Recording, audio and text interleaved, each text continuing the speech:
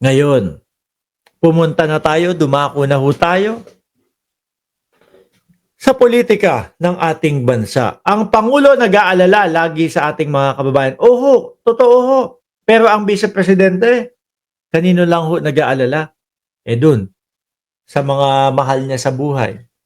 Sa pag-uwi kay dating Pangulong Duterte at etc. pa. Bring him home lang ang nasa isip po. Tsaka panigurado yung impeachment. 'Di ba? So ngayon no, mga kababayan, ano ba uunahin natin dito? No? Nandito, iuwi si dating Pangulong Marcos, si dating Pangulong Duterte. Ngayon no, mga kababayan, dalihin muna natin itong si Carbonell. Oh, Sabi sa English, ayan, si Waldy Carbonell, mga bossing. Kung sino po ang nakakatanda dito sa tao na ito, natatandaan niyo po ba siya? No?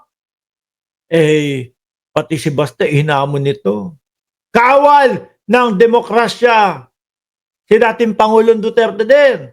'Di ba? Meron pa silang ano tawag doon? Duelo. Pero ano sabi? Hindi dumating ang dating Pangulong Duterte. Hinamon si Baste. Hindi dumating din si Baste.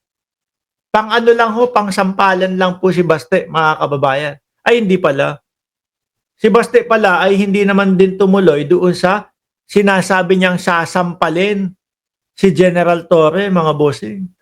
Pangarap kong makasampal ng isang general, sasampalin si General Torre. Ayun, nagkita, nagkaharap, nagtutukan ho. Pero si Baste may stiff neck yata nung araw na yon, hindi makalingon o hindi man lang makatitig kay General Torre. Nandiyan na po si Jas Monet, palakpakan po natin sabay-sabay. Pakinggan po natin.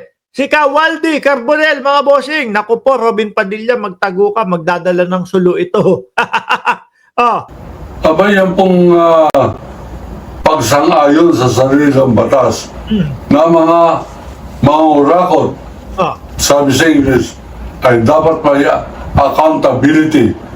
Sa Tagalog, dapat ay may pananagutan o pasagutan. Dapat naman ho talaga.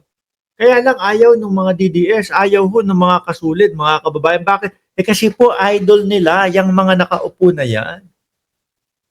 Bakit naman nila naging idol? Kasi mga palamura. Matatapang sa kanila kapag ka nagmura. Di ba? Pag nagganon ang dating Pangulong Duterte, asahan niyo po yung mga DDS. Naku po, Duterte! Duterte! Sigawan na po yung mga yan. Idol nila. Kaya ang gusto nila, wag matuloy ang impeachment. Hindi nila alam kung totoo na nagnakaw ng pera ng kaban ng bayan ang Vice Presidente. Pati sila biktima.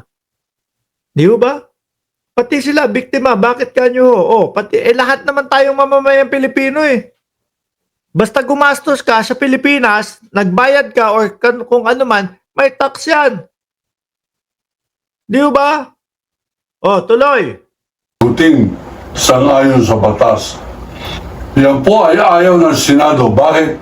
Sapagkat ngayon, sa kauna-unahang pagkakataon sa kasaysayan ng Pilipinas, nagkaroon tayo ng Senado na mumuno ay isang tao napaka-traidor, walang paggalang sa mga mamamayan, walang paggalang sa ating sariling batas. Ang pangalan ay Francis Escudero. Ako po, si Escudero, mukhang ikaw ang isusunod nito Hindi totoo naman po yung sinasabi niya, mga kababayan. Tingnan nyo, si Chis Dedma, doon sa malalaking mga eskwelahan. Dedma sa isinisigaw ng mamamayang Pilipino. Di ba? Paulit-ulit, shall forthwith into trial. Pero kay Escudero, 4th month o 4 na buwan, 4 months, yung forthwith po, mga bossing. Sabi nga po, kapag ka hindi nakasulat dyan, ibig sabihin, hindi kasali. No? Wala naman pong remand na nakasulat sa Konstitusyon ng Pilipinas. Wala naman pong dismiss na nakasulat sa Konstitusyon ng Pilipinas.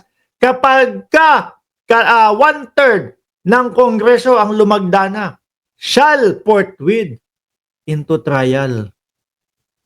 Ginagawa ba ng Senado? Hindi ho. Ang nasunod po si Escudero, mga bossing. Nung una, bakasyon pa kami. Relax muna kami, pahinga kami, pahinga. Hindi na nga nasunod yun eh. Pero ano po, kumbaga, sige, sabi ng mamamayang Pilipino, sige, pagbigyan natin, okay, pagbalik niyan, recess, June 2, umpisa na. Biruin nyo yun, ha? Sabi po ng konstitusyon, agad-agad. Pero ang ginawa ni Escudero, recess kami, pahinga kami. Oh, paano yan? Hindi ho ba? Yun pa lang, hindi na pagsunod sa konstitusyon at pambabastos po sa konstitusyon ng Pilipinas. Naku po, nakalimutan kong magpasalamat kay Ma'am Jenny Ramos. Taga sa amin po yang si Carbonel, Sir Mark Ilocano. Salamat po sa inyong super sticker, Ma'am Jenny Ramos. O, tuloy. Abay, nandiyan yung mga Alan Peter Cayetano. Naku po, ayan, si Peter Cayetano. Isa din ho yan, mga bossing. Yung una kailangan tuloy-tuloy. Kunyari, kunyari, para kampiyansya nung sambayan ng Pilipino. Yung pala, dadali ng remand. Ano po? Dadali ng remand. Kasi yung kay Bato, yung dismiss, hindi umubra sa sambayan ng Pilipino. O, remand na lang. At least yung remand na yan, hindi masyadong ginagamit na word ng mga Pilipino.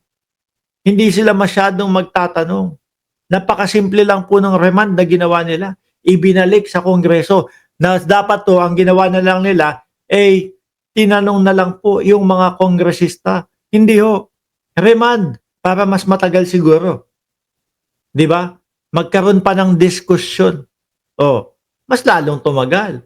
Dito po sa mga kilos at mga galaw na ito, mga kababayan, lalo lang po nating nakikita na imbis na po sila ay maging judge para po sa impeachment, ang nararamdaman po natin sa kanila, nagiging lawyer ho sila. Sila yung nagtatanggol sa Vice Presidente. Sila yung nagdi-delay, no? Para lumabas yung mga ebidensya. Na tayong mga Pilipino, ang tagal-tagal na po nating inihiling na ituloy. No? Na para ho sa akin, mga kababayan, pabor ho kay Sara Duterte yan sa ating Vice Presidente. Bakit? May i-explain niya ang kanyang sarili. Malilinis niya ang kanyang pangalan. Di po ba? Kesa naman, iiwanan nyo kami na ganito. Palaisipan sa aming mga utak na, nagnakaw ba o hindi? O di ba? Hindi nagnakaw yan. Kasi, tignan mo, iniiwasan. Hindi sinasagot. Kakuntsaba niyan ang Senado. Bakit mo nasabi yan? Kasi tignan mo, ang nakasaad doon sa konstitusyon simple lang, napakadali lang intindihin. Shall forthwith into trial. Pero ang ginawa nila pinatagal nila.